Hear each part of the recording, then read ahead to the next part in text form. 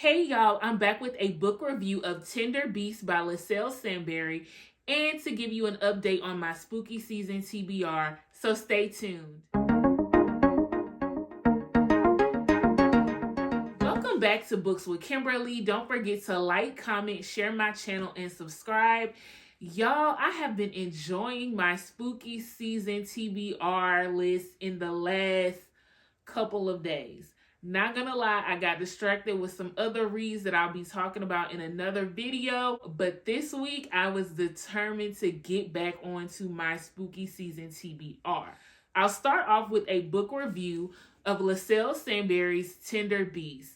Y'all, this book was so good. I actually listened to the audiobook, but I flipped through the physical book as well because I was listening to the audiobook on top speed.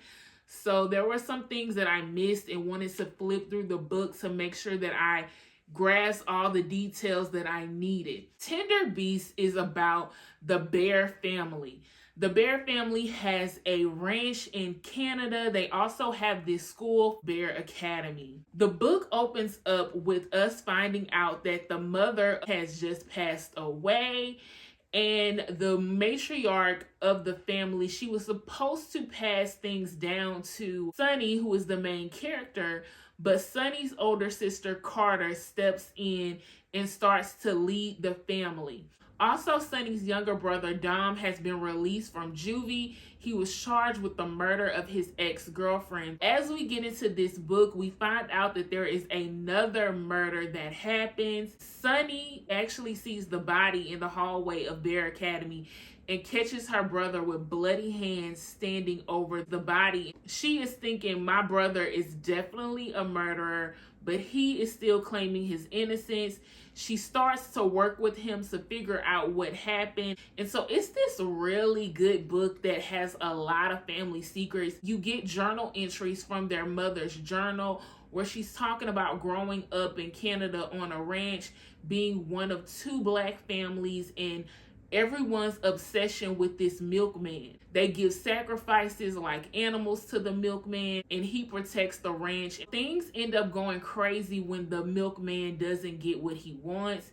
And so you're finding out if this has to do with the murders that are happening in present day as students continue to get murdered at Bear Academy. I really did enjoy this book. I will say I did have a few critiques. Sunny is a people pleaser. This was my first time reading a book where the main character is a people pleaser, and I will say it was a lot. She's the kind of person that, yes, she wants everyone to be happy, but she'll lie, she'll withhold information, all to save face and make sure she's likable. Like, we find out she doesn't even have friends, y'all. Every day at school, she chooses a different group of people to sit with because she doesn't want one group to feel like she has a favorite. And plenty of people end up calling her fake in this book and calling her out. So even though the character was unlikable at first, I do love the character growth. But I will say that her being a people pleaser, to me, it did make the investigation part of this book of her trying to find out who's behind these murders, it made that less enjoyable because she wasn't able to really go up to people and say, where were you on this date? Or go to this person and say, I think you had something to do with it. That goes against her people-pleasing characteristics. She would ask little things, but she wasn't going to poke too much because, of course, she doesn't want anybody to be mad at her. So a lot of the breadcrumbs that we get in this mystery just fall into her lap by her going through day-to-day activities. This book had a really good pacing. I do love that they did not shy away from killing people and having blood everywhere. It definitely gave horror, thriller, and mystery. But I will say it just wasn't the type of investigation I was used to because she wasn't doing a lot of that cornering certain characters and digging deep into her family. I give the author kudos for sticking to her character's main flaw, which is being this people pleaser. Another critique that I had is that racism is brought up in this book more than a few times. Each time it was just thrown out there without any proof or any examples. And I just feel like if you're gonna do it, you need to give examples. Now, I do appreciate not having triggering police brutality moments in this book. Yes, I know that this happens, but I wanted to really get a feeling of how racism plays into everything going on in this book. And I feel like because we didn't get those examples, I felt like the racism aspects and the comments that were being made, they didn't feel relevant to this story because real examples were not shown. My last critique is that I did listen to the audiobook and I did not like the narrator's voice. And also I noticed that she would say the wrong name. There's a character named Kylie, and several times I heard the narrator say Kelly. Of course, I'm not going to take off because of that. Actually, I am giving this book 5 stars because even though I had my critiques about the investigation, all the breadcrumbs led to a really interesting ending. The ending was fast-paced.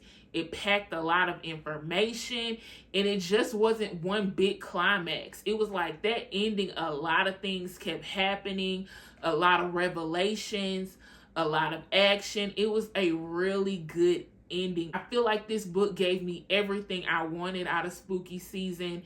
It gave me the horror elements, the thriller elements, the on the edge of my seat. She was not afraid to kill off and hurt characters, and I really felt like anybody could die in this book. We'll Never Tell by Kayla Perrin is another spooky season book on my TBR list, but I did not get to this book and I doubt that I will.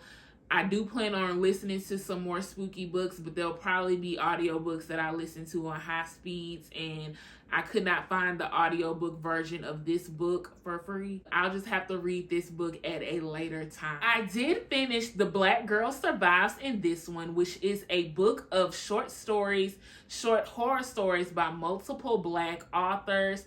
Overall, I gave this anthology 4 stars. There was a lot of creativity, but I do feel like the horror was not there like it needed to be.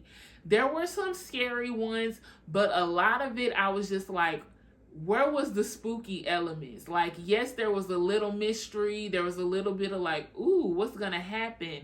But I feel like if you're going to call these horror stories, I want to actually be afraid. I will say there were 2 books that I gave 5 stars. The first one is Cemetery Dance Party by Sarah Cia J. Fennell.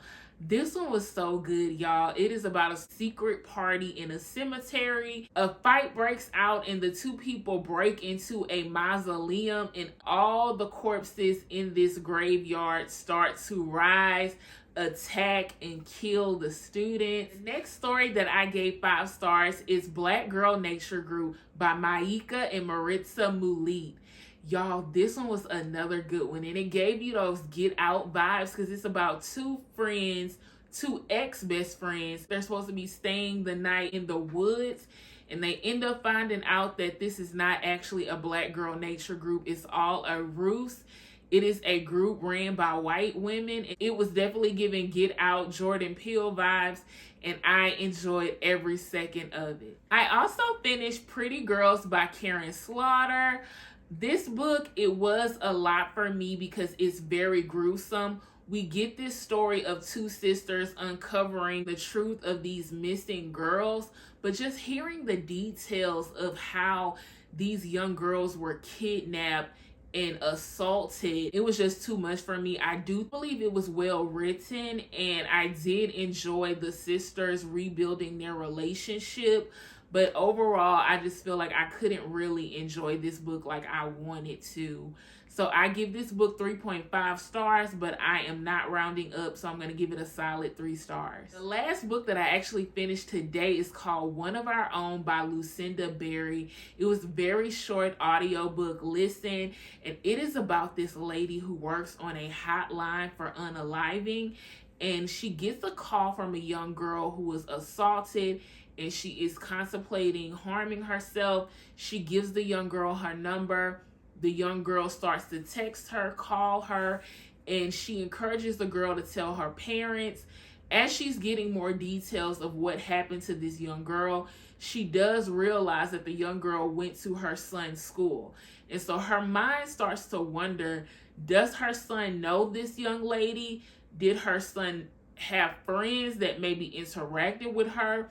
Did he see the video that was published of this young girl being assaulted? I thought this was a really good book. I will say that it was predictable. I did want a few more twists and turns, but that's okay because I do think that it was a good story, and I love how they handle assault and unaliving with such gentleness. Like, it wasn't these gruesome details. It was done in a great way. And Felicia, the main character, every time that the young girl Chloe would reveal something that happened to her, she always affirmed her that it's not your fault. There are people that love you. So I really think this was an important book. So shout out to Lucinda Berry. This is my first book by her, and I give this story 4 stars. Y'all, that is it for my spooky books that I've read in October so far. Get down in those comments and let me know if you have been reading any spooky season books. And thank you again for tuning in to a Books with Kimberly video.